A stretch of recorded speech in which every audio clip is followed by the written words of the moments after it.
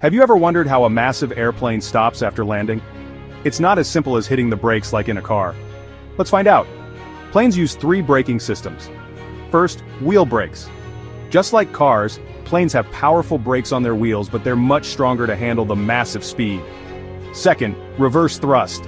After landing, the engines push air forward instead of backward, slowing the plane down quickly.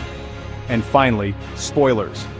These are panels on the wings that pop up to reduce lift and keep the plane firmly on the ground for better braking. So next time you land, now you know, it takes three braking systems to bring a plane to a stop. Did this surprise you? Let me know in the comments. If you found this interesting, hit that like button.